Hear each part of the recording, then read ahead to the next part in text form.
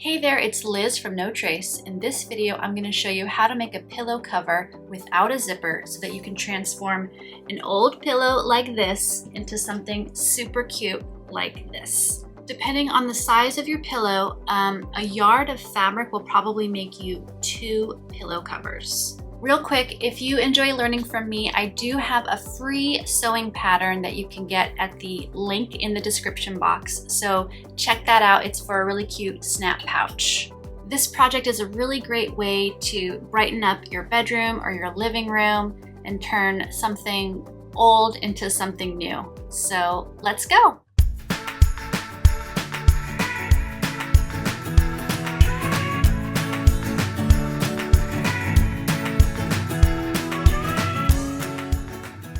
The first step is to figure out the measurements of your pillow. If you have bought a new pillow from the craft store, the tag will probably say the dimensions of the pillow. It might be like 16 by 16 or 17 by 17.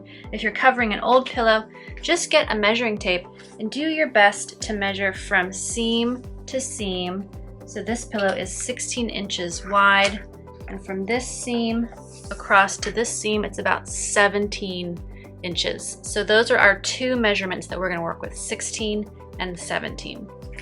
All right, once you have your measurements, you're going to need a piece of paper for this next part because we need to do a tiny bit of math. So 16 inches is our width, 17 inches is our height, and what we want to do is add an inch to our width to get our cut width. So this cut width is going to be 17 inches.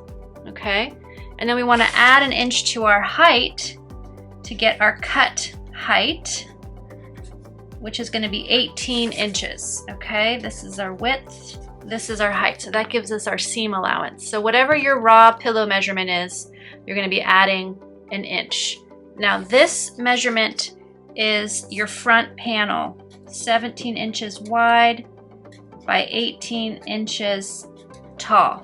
Okay, that's our front panel measurement. Now the back of this pillow is going to come together with 2 pieces. So we need 2 pieces that are going to overlap about 4 inches. So to figure out the sizes for the back panel, they're both going to be 17 inches wide, but we need to divide our height by 2 and then add 4 inches. So we're going to go 18 divided by 2 plus 4. Okay, so this is going to be 9 plus 4 or 13 inches. Okay, but for your pillow, whatever your height is, you want to divide that by 2 and then add 4 inches to get your 2 panels. Oh, my marker's dying. Okay. So let me just make sure you can see that.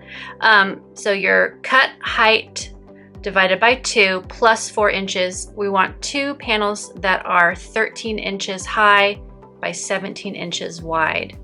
Now, if your pillow is a lot smaller than this pillow, you don't need to add quite so many inches to get that overlap, okay? So our back panels are going to be 17 inches wide, 13 inches high. We want 2 of those and 1 of the front panels. Okay, so this is our measurements. So I've already cut my pieces. So I have my front piece, which is 18 inches tall and 17 inches wide. And then I have the 2 back pieces, which are 13 inches tall and 17 inches wide. So the same width, but they're different height. Now what we want to do next is we want to hem the top edge of a back panel and hem the bottom edge of the other back panel. Because remember, these are going to overlap with each other. And we want to hem these edges so that we don't get a bunch of fraying. Okay, so hem the top edge of one of your back panel pieces and then hem the bottom edge of the other back panel piece. Okay, so here's my little ironing mat. I'm going to just be working with my back panels. So these are the ones that are both 13 inches in height. So let's set our front panel aside. So now we're just going to be hemming the bottom edge of one of these, and we're going to hem it with, we're going to hem it by folding it about 1/2 inch, or maybe we'll try to get closer to 3/8 of an inch here. And then we want to fold it and press it again. Okay. And if you have an ironing board, this will go maybe a little faster.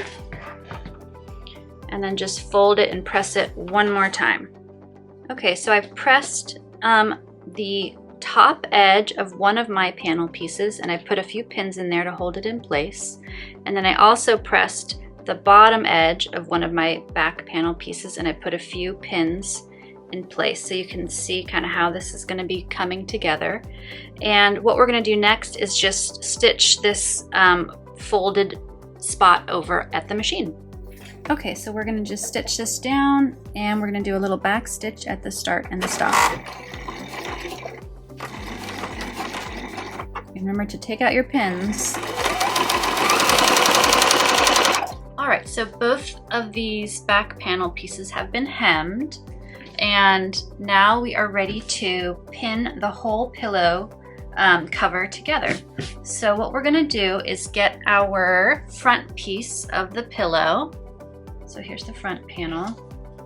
I love this fabric, by the way. This is 100% organic cotton. It's made by Cloud9 Fabrics, and you could probably find it in your local fabric store or maybe online. Okay, so we have our front pillow cover panel piece facing up, and now we're going to get our top. So the back panel piece that has the hem at the bottom, and we want to put that one right side down on top of our outer piece. Make sure that your direction, you don't have this thing upside down, so your direction lines up. Okay, and we want to line up the edges here. Okay, then we're going to get our other piece, and this we're going to put on top of these two, and we're going to line this up with the bottom edge. Okay, and this way we have a nice overlap between these two panel pieces. Okay, and then what we're going to do is pin it all the way around. All right, once it's pinned all the way around, we're going to stitch it with a 1/2 inch seam allowance on all 4 sides. All right, over at your machine, it doesn't really matter where you start. I'm going to start over on this side, the right side of the pillow, and we're just going to go all the way around. You take those pins out before you get to them. Now, when you get to the area where the pillow opening is, you can reinforce that with some extra stitches, and that'll help it be a little more secure. All right, once it's stitched all the way around, go ahead and turn your pillowcase right side out. Oh, it's so cute. This is gonna be quite an upgrade for my groovy little brown pillows. This is a more modern groovy vibe. And you can get a chopstick and push out these corners a little bit. You don't have to go crazy because there's actually one more step that you might want to do, but right now we're just making sure that our pillowcase is going to work with our pillow. Make sure we didn't goof up. So go ahead and cram that pillow in there. And I reinforced the opening, so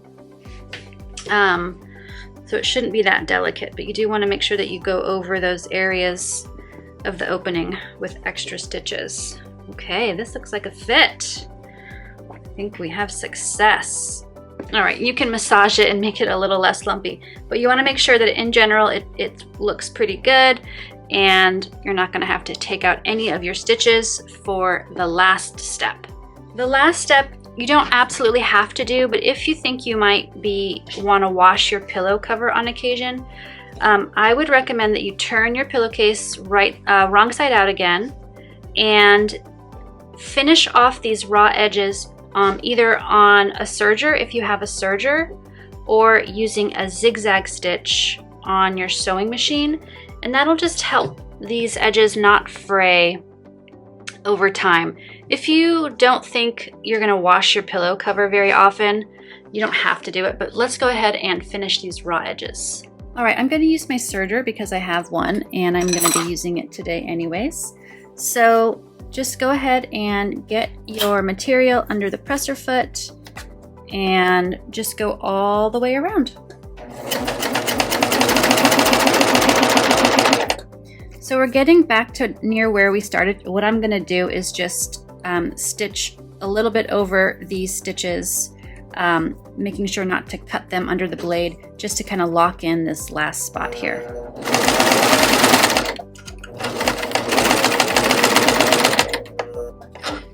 Okay, and then just gently pull your piece off those needles. And it should finish just like that. Okay, the last step is turn this thing right side out and get your pillow in there. All right, it's done. Thanks so much for watching this video. I hope it helps you to breathe some new life into an old pillow that you have.